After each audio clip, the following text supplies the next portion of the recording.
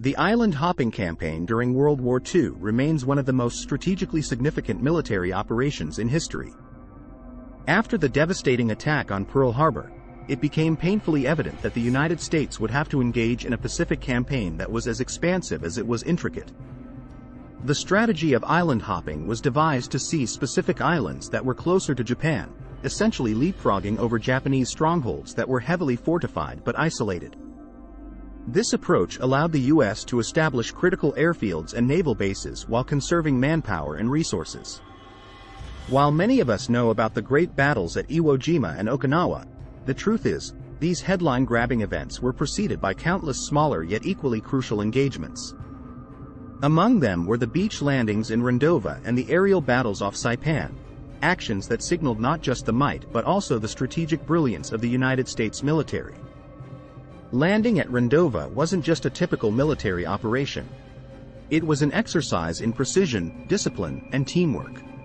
Marines carrying supplies waded through the waters in the disembarkation area, with landing craft, vehicle, personnel boats providing essential backup.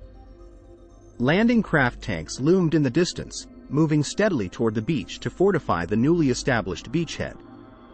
In the humid air of Rendova, among palm trees that offered scant cover, American soldiers tirelessly operated 155mm guns, their hands slick with sweat and grime. The crews faced not just enemy fire but the heat and oppressive conditions of the dense jungle that surrounded them. Nonetheless, they made every shot count, targeting Munda, an enemy stronghold, to weaken Japanese defenses. These gun crews weren't your ordinary soldiers. Many were American-born Japanese, serving a country that had confined their families in internment camps. This juxtaposition of ethnicity and loyalty was a microcosm of the complex moral fabric of the war. Yet here they were, shells in hand, firing 155mm guns that sat entrenched amidst the palm trees. The guns were strategically positioned to give the U.S. forces the upper hand. When one of those howitzers fired, the dense jungle seemed to absorb the thunderous noise, but the impact was unmistakable.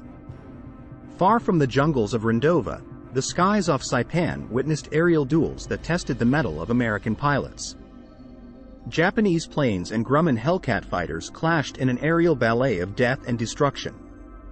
Tracers lit the sky, and aircraft went down in smoky spirals, plunging into the sea. The water would occasionally erupt into flames as a Japanese plane met its watery end, a testimony to the effectiveness of the 20mm gun crews on board American carriers. The naval vessels involved in these operations were more than just floating platforms. They were formidable fortresses on water, part of a fleet concentration at Majuro Island. Ships like those of the Essex class served as the bedrock of the American naval strategy. Light cruisers and other vessels moved in orchestrated lines, forming both offensive and defensive positions. The sun silhouetting these ships against the horizon seemed like a metaphor for the dawn of American military prominence in the Pacific. The island hopping campaign in World War II was a masterclass in strategic military planning, combining elements of air, land, and sea warfare. From the beaches of Rendova to the skies off Saipan, American forces showcased their versatility. Each landing, each shot fired, each plane downed, played a role in this intricate symphony of war, a war that would eventually pave the way for the end of the Pacific conflict and herald a new era of global peace.